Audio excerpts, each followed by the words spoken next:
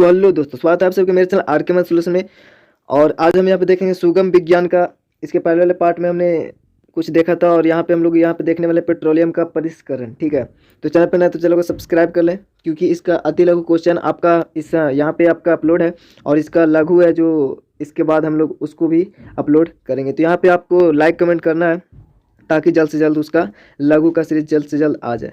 यहाँ पे आप लोग को पढ़ना है कि पेट्रोलियम का परिष्करण। परिष्करण का मतलब क्या होता है, या मतलब ऐसा समझ सकते हो उसको साफ करना, या फिर जो पेट्रोलियम होता है वो एक्चुअली शुरू में देख रहे हैं वो चिपचिपा तरह भूरे रंग का होता है, लेकिन उसमें बहुत सारे संघटक होते हैं, बहुत सारे नहीं लेकिन कुछ संघटक होते हैं, कुछ अवयव होते हैं, उसको अलग करना। ठीक है, उसी को हम लोग परिष्करण बोलेंगे। जैसे कि यहाँ पे लिखा हुआ है, पृथ्वी से निकलने वाला पेट्रोलियम गहरे भूरे रंग का चिपचिपा द्रव होता है। ठीक है, जब पेट्रोलियम से इसको निकाला जब जमीन से इसको निकाला जाता है, अब कैसे ये, चूंकि ये पत्थर में होता है, ठीक है, छिद्रयुक्त पत्थर में होते हैं, तो ये तो पीछे हमने पढ़ा था। तो जब इसको जमीन से निकाला जाता है तो ये भूरे रंग का चिपचिपा द्रव होता है, जिसमें अत्यंत तीक्ष्ण दुर्गंध होती है, मतलब असहनीय दुर्गंध, मतलब अच्छा नहीं होती है। इसमें काफ़ी मात्रा में जल एवं बालू मिले होते हैं, क्योंकि ये अंदर से निकला है तो उस समय इसमें काफ़ी मात्रा में जल एवं बालू मिले होते हैं। इस तेल को पहले बड़ी टंकियों में स्थिर रख देते हैं, जिससे बालू नीचे बैठ जाता है। ठीक है, उसको बड़े टंकी में रखेगा तो वो बालू वगैरह ये सब बैठ जाएगा। ठीक है,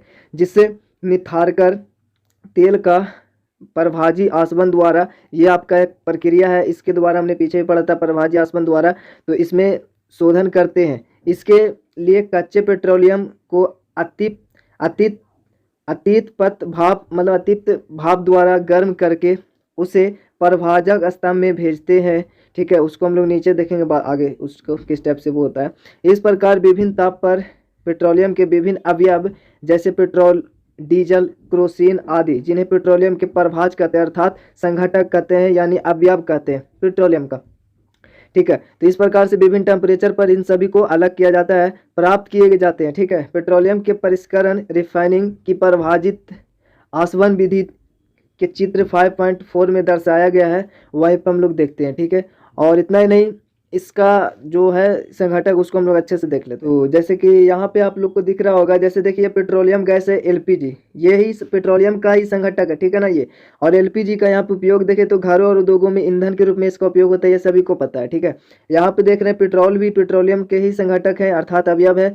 तो इसका उपयोग मोटर ईंधन, शुष्क धुलाई के लिए, विलायक, ये सब के लिए किया जाता है। मिट्टी का तेल तो इसी का है, इसको स्टोव, लैंप और जेट वायुयान के लिए ईंधन के रूप में इसका यूज होता है। डीजल की बात करें तो भारी मोटरकार वाहनों और विद्युत जनित्रों के लिए ईंधन के रूप में इसका उपयोग होता है। स्नेह तेल का उपयोग स्नेहन में किया जाता है, जैसे कोई भी मशीन वगैरह हो उसको स्नेहन अर्थात उसको चिपचिपा चिकनाहट लाने के लिए इसका उपयोग किया जाता है। तो आप लोग गाड़ी वगैरह में देखे होंगे इस टाइप से, आगे हम इसका फिगर भी दिखा देंगे। ठीक है, पैराफिन मोम होता है, तो ये मरहम हो गया, मोमबत्ती, वैसलीन आदि बनाने में इसका यूज होता है।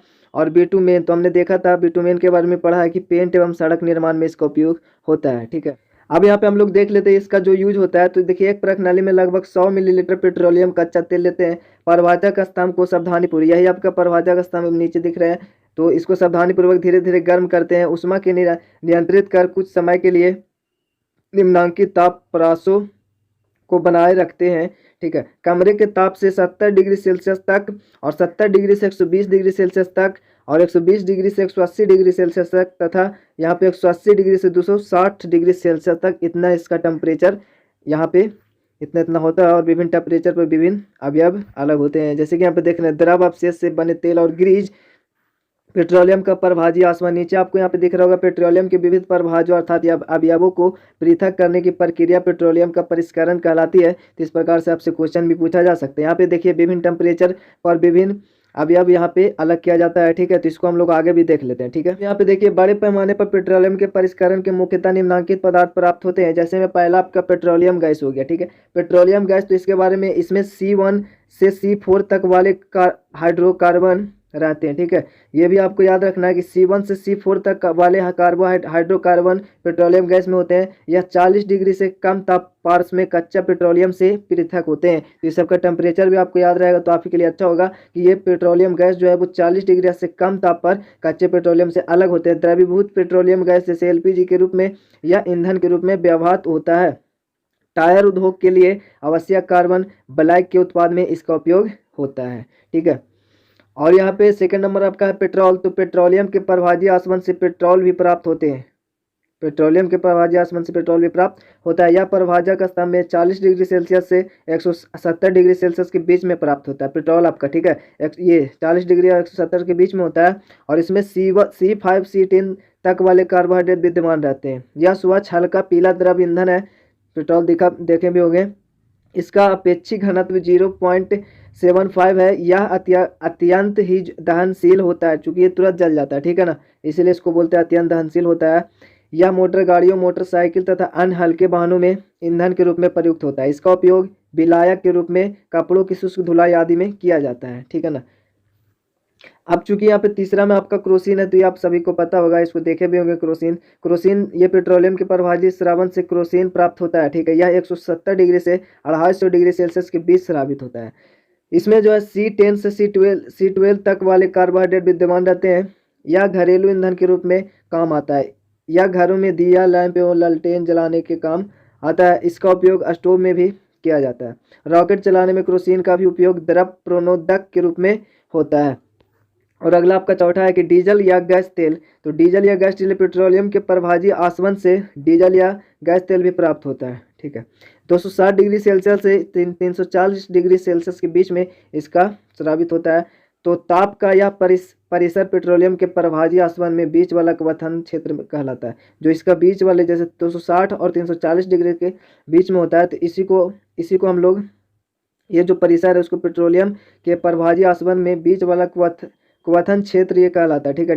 डीजल में C14 से C20 तक वाले कार्बोहाइड्रेट विद्यमान रहते हैं। इसका उपयोग बस, ट्रक, रेल का इंजन आदि भारी वाहनों को चलाने में किया जाता है। खेतों में पंप चलाने और छोटे पैमाने पर विद्युत ऊर्जा पैदा करने में भी इसका उपयोग किया जाता है। और यहाँ पे है कि पांचवा में ईंधन तेल। तो इसमें C15 से C18 तक वाले कार्बोहाइड्रेट विद्यमान रहते हैं। यह 350 डिग्री सेल्सियस से 400 डिग्री सेल्सियस के बीच वाले क्वथन परास में कच्चा पेट्रोलियम से पृथक होता है। यह कच्चा पेट्रोलियम से पृथक होता है। यह मुख्यतः उद्योगों में बॉयलरों और भट्टियों को गर्म करने में प्रयुक्त होता है। ईंधन तेल यह कोयले के उत्तम किस्म का ईंधन है। यह जहाजों और बिजली घरों के लिए ईंधन का काम करता है। पेट्रोलियम के परिष्करण में अपशिष्ट के रूप में प्राप्त अपशिष्ट तेल के और आगे परिभाजन से, मतलब जो भी अपशिष्ट बनता है उसको और आगे परिभाजन से स्नेहन तेल, पैरामीन, मोम एवं एस्फाल्ट प्राप्त होते हैं। तो ये सब और आगे उसको परिभाजन से प्राप्त होते हैं। जैसे कि यहाँ पे स्नेहन तेल के बारे में अगर बात किया जाए तो आपका ऐसे साइड में आपका दिख रहा होगा, इसमें C17 से C20 तक वाले हाइड्रोकार्बन रहते हैं। यह 400 डिग्री सेल्सियस के ऊपर के क्वथन क्षेत्र में है।